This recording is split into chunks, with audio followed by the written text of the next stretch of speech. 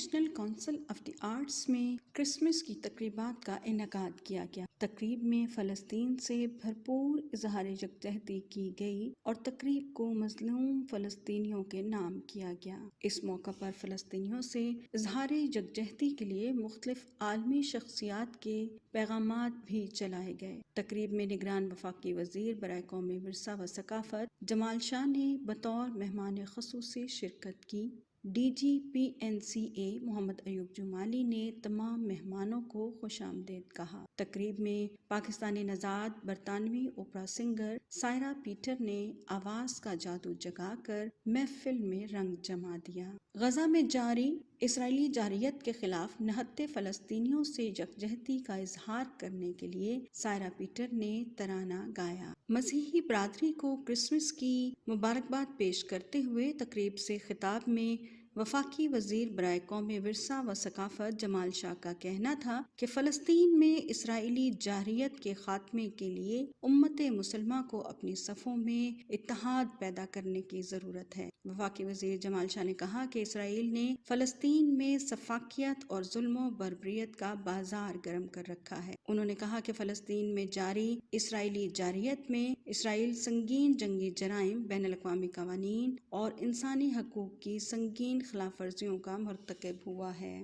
آپ نے دیکھا کہ فلسطین کے جو بچے ہیں، جو نوجوان ہیں، لڑکے لڑکیاں، بڑی عمر کی عورتیں، مائیں بہنیں، بزرگ جو ہیں وہ کس حال میں ہیں۔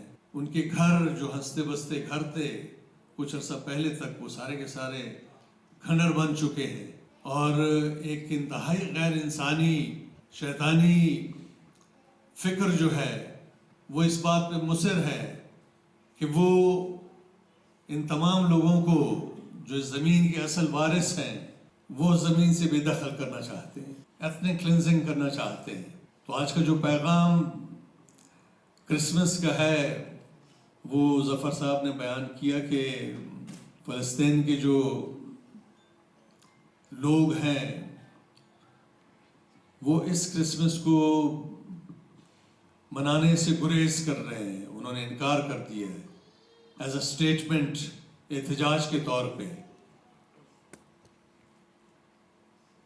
کاش فلسطین کے آس پاس جتنے دوسرے لوگ رہتے ہیں، عرب یا غیر عرب، مسلمان یا کرسچن یا یہودی، وہ سارے مل کے اس پیغام کا کچھ اثر لیں اور اس ظلم اور اس درندگی کے خلاف کھڑے ہوں اور ان مظلوم لوگوں کو اس مشکل سے بچائیں۔ اس